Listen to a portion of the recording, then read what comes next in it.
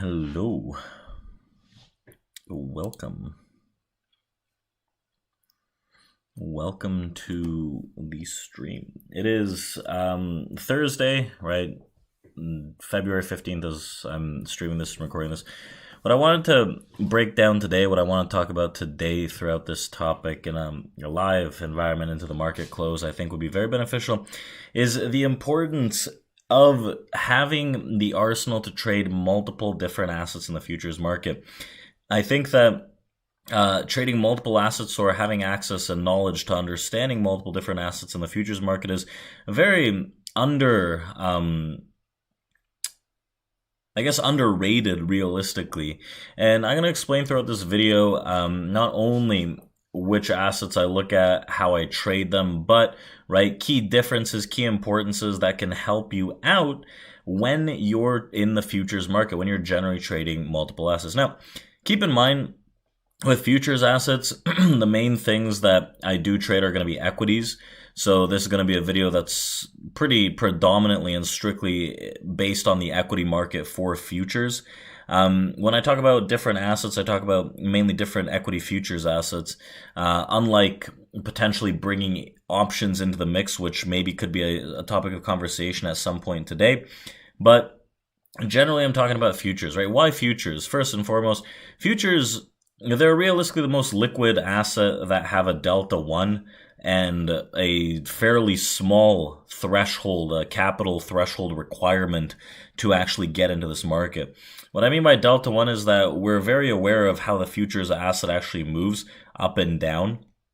So if I'm up 5 points on the S&P 500 futures, right, I know I'm up $250. If I'm down 5 points, I know I'm down $250. When I compare that with options, realistically, if I'm up, let's say like 3 points on the triple Qs, right, being up and down 3 points on the triple Qs is a very big difference in terms of actual profit and loss. So that's mainly why I'm going to be gearing this towards the futures and looking at the futures and different futures assets and talking about the malleability realistically of being able to trade multiple assets. A lot of people, whether they trade options or whatever, they look to trade a lot of different things. And the main reason behind that is that there is opportunity in the markets in very different pockets of the markets. Now, when it comes to futures trading, the futures market is vast, right? It's a very, very big market that has specific different assets within it, right? The futures market trades, first of all, throughout all hours of the night, minus an hour between 5 and 6 p.m. Eastern Time. Otherwise, it trades all throughout the night. It even opens back up on Sunday after closing on Friday. So there's a lot of money, liquidity, and contracts that change hands in the futures market that allows it to be extremely liquid and an amazing market to actually trade as day traders and even as swing traders in some regard. The futures market also has a pretty low capital requirement compared to some of the other assets that I've been looking at. Generally, if you're going to be trading the minis, which are the largest, well, not the largest, but the main contract that is traded, you do have to have higher capital requirements. But if you trade micros, for example, micro futures, you have a very low capital requirement. Some futures brokers offer they offer very discounted margins for micros in the neighborhood of like $100 per contract. And also the futures market, from my understanding, is the only market right now that has funded account possibilities other than Forex, right? I'm excluding Forex for a very big reason here. I don't trade Forex. Forex doesn't allow me to do too much volume analysis because it's not centralized. The volume is not centralized. So we exclude Forex completely. That doesn't mean there's not opportunity in Forex, but I'm mainly talking about the futures markets. Forex also has funding opportunities and online prop firms, but futures has very, very big opportunities in the funded game as of late, especially, right, with Apex funding going crazy, right, Top Step. There's a bunch of them out there. Apex, I believe, paid out like $86 million in the last like 3 months, something crazy like that. So there's a lot of opportunities to get funding at a very low cost as well. Now, obviously, these are companies, these online prop companies aren't looking out for you, they're looking out for themselves, but there is still a lot of opportunity if you understand how to play the game correctly. If you want more information on that, right, maybe drop a comment, maybe I'll make another video on that stuff. So generally, like the futures market, it has multiple different assets that you can, subgroups that you can choose from. The bond market is not only the biggest market in the world, but it's the most liquid and the biggest futures market in the world as well, right? The ZBs, the ZNs, these bonds and different durations have very vast liquidity, but I don't necessarily trade them because the movement and volatility isn't very high, right? So I think opportunities on those, they do come once in a while, but it's not necessarily something I focus on. Then after the bond market, we have the equity market, which is the second most liquid. Generally, the S&P 500 futures, I think on average, have about 1.5 million contracts that exchange hands on a day-to-day basis, right? These are very, very big contracts. There's huge notional value of like $300,000 per contract, and you only get to control it with a small piece of margin. So with the equity market, right, which is the secondary in size and liquidity in the futures market, you have four general equities that trade in that equity market, right? You have the S&P 500 futures, which are the most liquid, the ES or the MES micros. You then have the Nasdaq, which is the second most liquid. And then you have the Russell 2000 and you have the Dow Jones, right? All equity futures that you can trade from. Now, I specifically focus on the equity futures, right? This is what I'm going to mainly be talking about today, mainly trading NASDAQ and the S&P and finding opportunities in those, and also potentially even looking at the Russell. There's also other there's other futures, sub-assets, which could be considered as commodities, right? Softs. So commodities, you can have like crude oil, for example, that has pretty solid moves. That's another asset that you could add to your repertoire. And, right, you can choose from a lot realistically. There's a lot out there. Now, when you look at these, right, there's so much choice. There's so many different assets. There's so many different trades out there. On the screen here, we have the S&P 500 futures. On the right side of the screen, the two windows, we have the volume profiles, and we're going to be looking at these charts in just a bit. I just wanted to go through some of the basic groundwork for understanding, right, these different markets and how they move. And I'll show you some trades on NASDAQ and S&P, how I like to read the markets, understanding differences, correlations, and all that juicy stuff. So generally speaking, right, newer traders that might gravitate towards the futures market, maybe based on the funding that they offer online, or maybe there's other things that are attractive in the futures market, right? Very high liquidity, low capital threshold, delta 1. You can trade them in different time zones. There's a lot of different things that are attractive, realistically. Get exposure to the U.S. market, so on and so forth.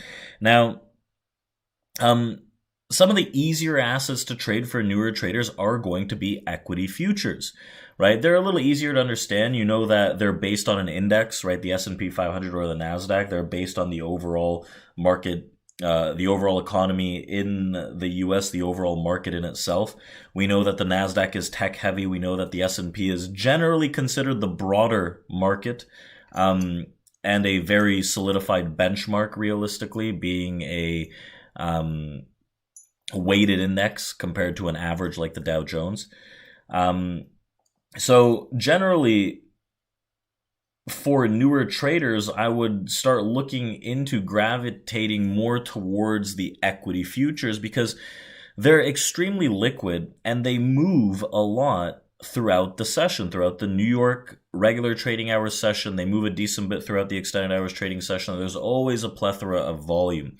Now, the S&P 500 for me is a good starting point, in my opinion, for newer traders, because what we see in that is the ability to look at order flow and being able to read order flow. It's a slightly slower market, and the order flow visualization on the depth of market is a lot easier to read than if we take the NASDAQ in comparison, right? So when what are we doing here? Let me move this. When we have when we have the Nasdaq and the S&P DOMs side by side, right, you can see that, let me just find it actually. You can see that, right, both these DOMs, they move a decent bit, right? They move very, very differently, I guess. You can see the DOM in the middle columns on the Nasdaq. It has very thin numbers, and the S&P it has very thick numbers in relation. And the speed at which the Nasdaq versus the S&P moves is very, very different, right? Realistically, so there are a lot of differences and nuances when you cover both these equities, but I think understanding both and having both in your arsenal are going to be very, very effective tools. And I think it's a massively important thing to have the malleability to trade multiple assets in the futures market, because sometimes, right, if you're let's say you're a newer trader, you spend a lot of time learning the S&P because it's a little slower. The moves aren't that big. The risk isn't super, super big. You can get away with a tighter stop, for example, but the order flow is a little easier to read. But one day, the first 30, 40 minutes of the market, the S&P only moves 5 points. Well, if you're not on that move, you've probably missed out a decent chunk of the day, and you're looking at this trying not to get into a bad position, but it's barely moving. You're like, well, I need some movement, I need some volatility for this thing to move. The Nasdaq on average, I believe, moves around 250 points to 300 points on a day-to-day basis, right? It's drastic. Compared to the S&P, I believe the average is about 40 points on a day-to-day basis over the last year. So very, very big differences there in terms of movement and opportunity realistically. And like someone said, right, each market, they have its own directional move. They have their own characteristics. They have their own personality, right? They have their own personality. So trading different markets doesn't mean that you trade each market exactly the same, right? There are nuances. The Nasdaq's a little more erratic. It has larger swings. The S&P is maybe a little sleepier. You can get away at certain levels. The S&P, I think, has a certain hold on key threshold levels, while the Nasdaq can head fake throughout them just a bit. So there are a lot of nuances that you have to understand in the markets, when you're trading multiple different assets, especially the equity assets, right? So when it comes down to these two assets, the Nasdaq and the S&P, generally speaking, my analysis and trading style is the same for both, right? But there are a few nuances that I'm going to go over. Now, number one, right, the strategy and reading the market in terms of both assets, they're very lockstep for me in the sense that I can open this up right here, and I can open this up right here. They're both volume profile areas where I can do my auction market theory analysis and get a very good understanding of how either of these markets have placed themselves in the current market conditions, right? So the strategy is very, very similar. I'll use auction market theory to get a solid base and understanding of where the markets sit and what the potential directionality of the market is. But then, right, consider these equity markets. Generally, equity markets are known to be positively correlated. They have generally a 1-to-1 correlation realistically. So you'd expect them both to move in the same direction, right? At the same time in same areas. However, that doesn't always happen, and a lot of people get very, very obsessed with this, and they look for, if the S&P starts catching a bid, they're like, okay, let's start buying Nasdaq, right? Which theoretically makes sense, right? They do tend to move together. Not necessarily is the S&P always the leader, but in this example, it is, right? So S&P today catches a bid. It catches a bid off that 50-20 area, and we ramp up about 25 points to the upside. At the same time, the S&P was flirting with the 50-20, and Nasdaq was flirting with somewhere around 830, 840, and the bottom end of the move today is at 780, right?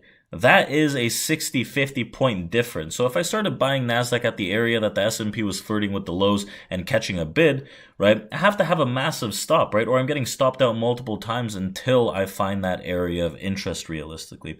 So yes, okay, I can use the same strategy and understanding, okay, there's a distribution ledge over here. We've rallied pretty aggressively throughout all of these areas. We've cleaned up this auction. We've moved above a lot of the heavy volume. The area that we were supposed to hold for the sellers, we're now above it, right, between 05 and 20 on the S&P. If we open above it, realistically, I'm going to look to try to buy it to see if we can spring back up. On the Nasdaq, very similar situation, right? We opened back above 870 on Nasdaq, which was a key area. So suggestively at 870, 860, I'd like to be long. It kind of corresponds to the same level as the S&P. The bottom end of the area of the based on the distribution, like the belly of auction market theory here, is about 800. So theoretically, the 800 area could hold. It's also the start of the prior value area high. You have the start of the prior thicker volume start that's close to that 800. So generally speaking, right, we could go all the way down there before we catch a bid, and that's pretty much how this market shaped up today until we got back into the heavy volume and the value area high around that 920 on Nasdaq at these highs. So Nasdaq pulled down a lot more aggressively, right? Because again, nuances, which could have something to do with how tech was behaving today, right? Tech was very weak in a sense. We had reports that Buffett was cutting positioning on Apple. Bezos was selling shares of Amazon heavily. 13 Fs for funds and companies were out, so you see the changes in allocations there. So a lot of people might have been a little spooked initially out of some of the tech positioning based on some of this news that was flooding the markets, and tech got more of a beatdown than other equities until they caught up with the bid, right? So if I was buying them both at the same time in the same area, one of them would have worked while the other one would have gotten stopped out, and I would have had to maybe constantly try to buy the other one with the Nasdaq, which is something that kind of happened today to me. So when I'm looking at this, oh, my neck. When I'm looking at this, right, it's great to trade multiple different markets, but you also have to understand that they have different characteristics. They trade slightly differently, but in the grand scheme of things, I trade them the same way in terms of understanding auction theory and order flow, right? They both move lockstep, and I can trade multiple different equity assets like that with the understanding that there are certain different characteristics. Another thing to understand is the capital requirements, right? I think that Nasdaq has a higher capital requirement because it has higher risk and volatility. The recommended margins on Nasdaq are heavier as well. So when I'm looking at this, realistically, I would want to have more capital in Nasdaq because Nasdaq, for me, I trade it with about 20 to 25 points of a stop. With the S&P, I use a 3-point stop. Right, 3 points on the S&P is $150 a contract. On Nasdaq, a 20-point stop is $400 a contract. So it's a very, very big difference. So I'm obviously looking for 40, 50, 60 plus points on the Nasdaq as a first target if I'm using such a big stop. But the big stop is based on the volatility and the average true range of the Nasdaq that swings pretty violently. And these are day trades, right? So trying to pick out levels based on these distributions does work, but also it does help having a slightly wider stop on the Nasdaq realistically. So looking at some of these other things, when I kind of try to trade one or the other realistically, I want to make sure that either or are in an area where we have some kind of heavy or light volume, right, based on the auction theory. So it was a very similar case as today where Nasdaq, right, the peak of the overnight session was around like the 930-ish area, and we were about to open at an area that I was interested in, which is a very shallow pullback around that 870. That 870 up to the 930 is about 60 points, which, right, it seems like a lot, but the S&P was opening towards the cusp of its distribution low, which is much, much more of a valid thing for me. If you look at both of these on a larger scale as well, you can see that, yes, okay, they generally have a similar path, but you can see that there's relative strength one versus the other in terms of S&P is much closer to its all-time high than Nasdaq is right now. And that really speaks to the volatility of Nasdaq. So when I look at these two assets, right, a lot of people have been trading Nasdaq very recently because of the swings in the movement and the opportunity that lie. But also the S&P, I think, is a more slower paced market where newer traders would do well because things aren't getting flung at them like at high speeds. And I think understanding and breaking down the S&P 500 can help newer traders execute and understand the Nasdaq a lot better as well, because if I understand auction theory and I understand how this volume sets up on the S&P, creating areas of interest, understanding how the auction works, finding where buyers and sellers get accumulated, then I can transfer those abilities and look at the Nasdaq in the same way, right? Nasdaq, again, you have to keep in mind the different characteristics. Another good thing about this is when you trade one singular asset and that's all you do, you're versed in one singular asset, you tend to, well, I think traders in general, this might be a generalization, but they tend to kind of force moves, right? They tend to force trades, and they tend to kind of make trades believable where they might not even be at a certain point. So when you have multiple assets at your disposal and you have confidence you can trade multiple assets, right? If something doesn't look good, it's on an area that you don't want to trade, don't trade it. Look at something else, right? That's the great thing about being malleable with these contracts and with these assets.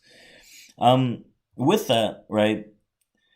Damn, I lost my train of thought for a second.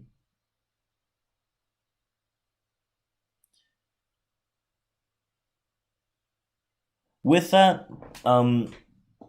just as you can trade multiple assets, you don't have to force anything. If you're looking at too many different assets, that could also give you kind of like stage fright and analysis paralysis, where everything starts moving simultaneously and you have to pick which one's the best one or whatever.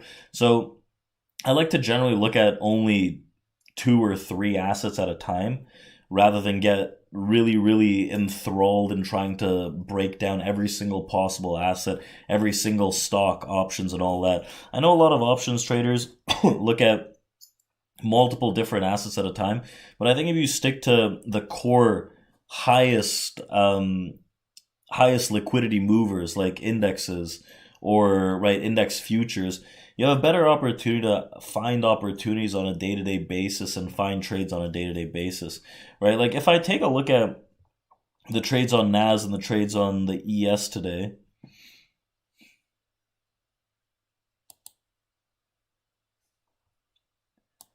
this is Nasdaq.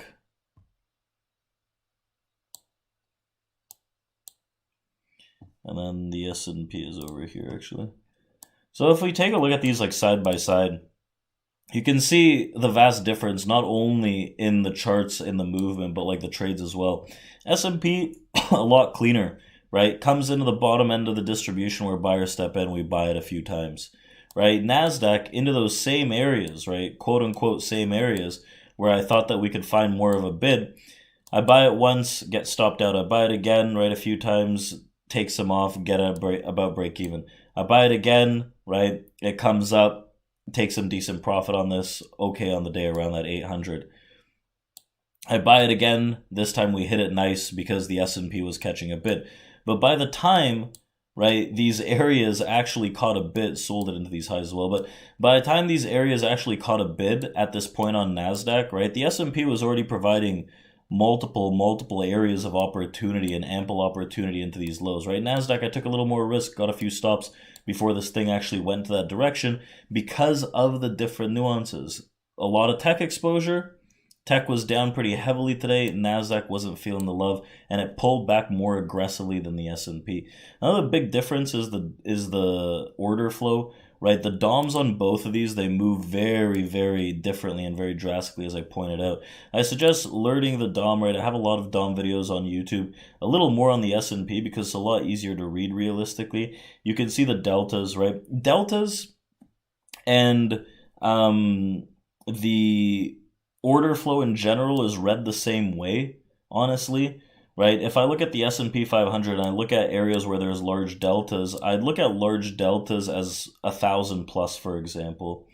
And these deltas allow me to see where traders are actually trapped on the long or short side, where there's big delta clusters, or where they're actually very active. Like today, someone buys at market, right, 4,000 contracts, 4,000 lots at 20. For me, that's a no-brainer long on the S&P. And with that, right, Nasdaq, they didn't buy that many down into that low, but they were trading around that 800 on Nasdaq. So I'm like, okay, well, if they're going to buy this much on the S&P and they go constantly bid, this is the chance for the Nasdaq to get long as well, to show that it can actually expand and meet its potential with all this buying that's going on, right? Weak offers, constant buying. it looked like a no-brainer where I could pinpoint specific order flow areas on one of them and transfer it to the other. Nasdaq, on the other hand, the delta may be 2-300, which is a very big difference compared to the 1,000. And the middle columns where I see market orders, I look at like 2-300s on the S&P and maybe like 50-60 on the Nasdaq. Right, very big differences. How do I time? So that's generally it. If you have any questions about these like multitudes of different assets, that's what I wanted to share with you guys. I think it's very important to have multiple assets to trade from, to select from. Otherwise, you can get stuck just trying to forcefully trade one singular asset and not getting too much out of it realistically. So I think especially in the futures market, you have open doors to Nasdaq, Russell, S&P. I suggest Nasdaq and S&P realistically. They're the heaviest of volume and most liquid, but you have multiple open doors and other assets as well. So I'll take any questions that you guys have that could be of use to you understanding. How do you time the market?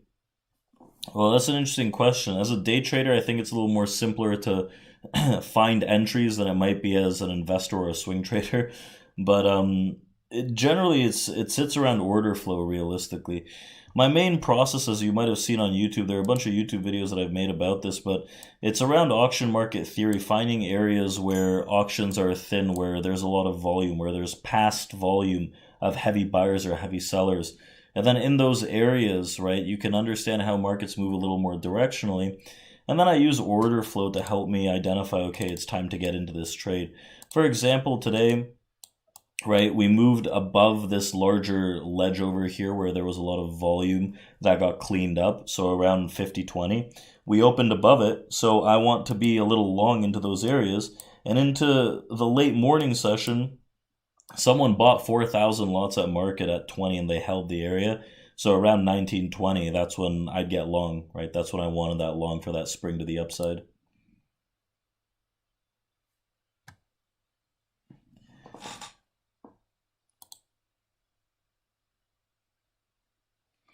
MMA markets. I don't know what MMA markets is. Are these like spam questions that people are asking here?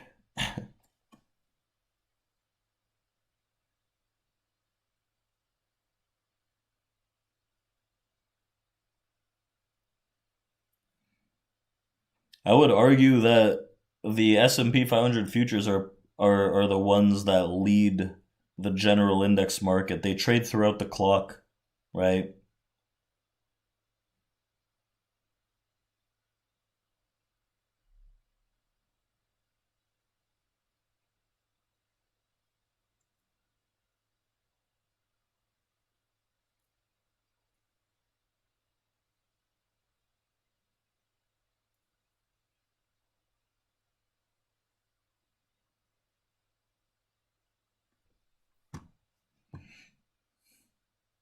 Let me know if you have any other questions.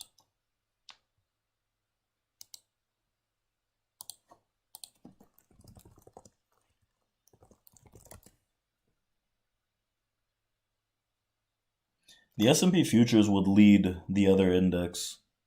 Like the S&P futures are, I would say, the leaders of the market movement. They trade throughout the evening sessions. There's more volume as well on them.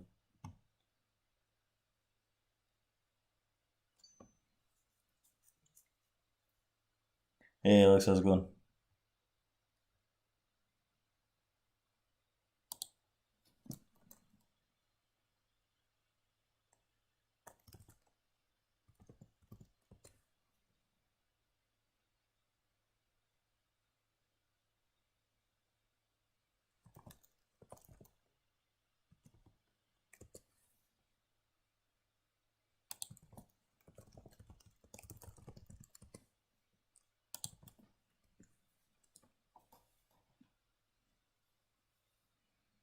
Anything else?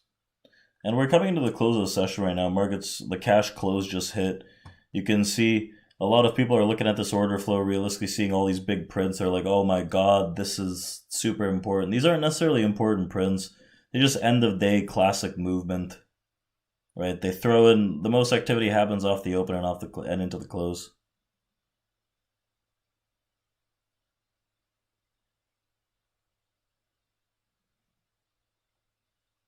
The S&P is its own asset. It moves by itself.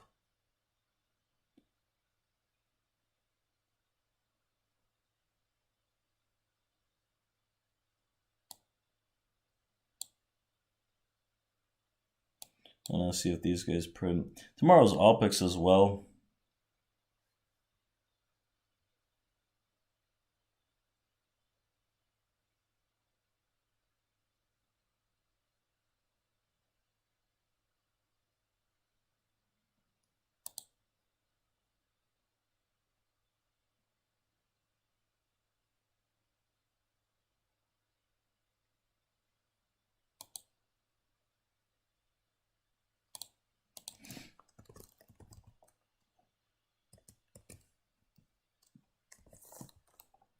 If there's no other questions, right, I want to do these streams, and if you guys have suggestions for other topics, let me know.